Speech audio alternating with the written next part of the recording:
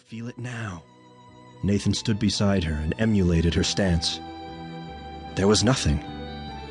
Stop trying, she said. When he did as she ordered, the feeling washed over him like an ocean wave, nearly knocking him to the ground. There was sorrow and longing and need, as heavy as liquid lead on his shoulders. Yes, he said. I feel it now. Opening his eyes, he found Hannah smiling at him, her alabaster skin glowing in the moonlight, her luscious red lips curved into a smile. I knew you would. She started forward again. Come, we must find her quickly. Dawn is not so distant now. The sounds of the forest gave way to the more familiar sounds of a village. People snoring, dogs barking, two men whispering over a bottle, and an old woman complaining as she rose from her bed. They stopped at the edge of the clearing, holding hands. Hannah pointed. There. You see? Yes. Less than 30 yards in front of them, a young woman cried quietly. She stood on an overturned bucket, her hands and neck locked in one of the two wooden pillories set on a head-high platform. She faced the village where those who punished her slept. What do you think she's done? Nathan asked. Who's to say? Perhaps something as vile as missing church services. Although to be sentenced to stand so at night suggests a crime much more serious.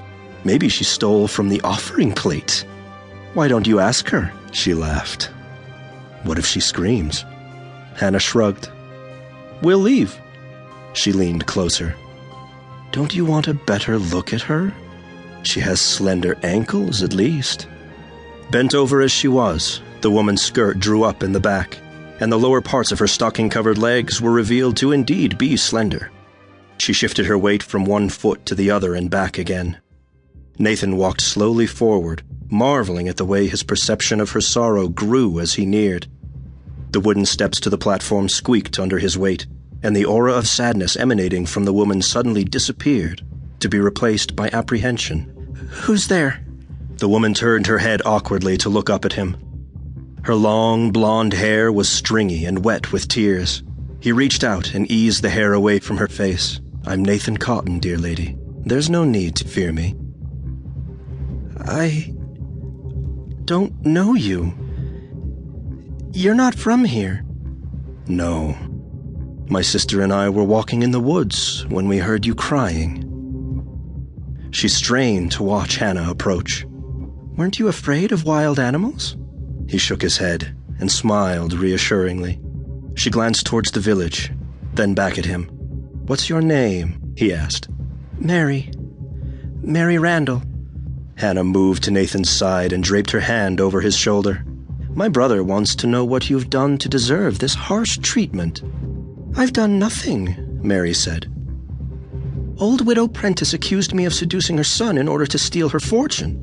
Stupid old bag. As if I wanted her red-faced barrel of a son. Hannah laughed. My. She dropped her voice below Mary's hearing, feisty and beautiful. The town's judges didn't mar her beauty with a nasty brand or by cutting off her ears. What a delicious little morsel she is.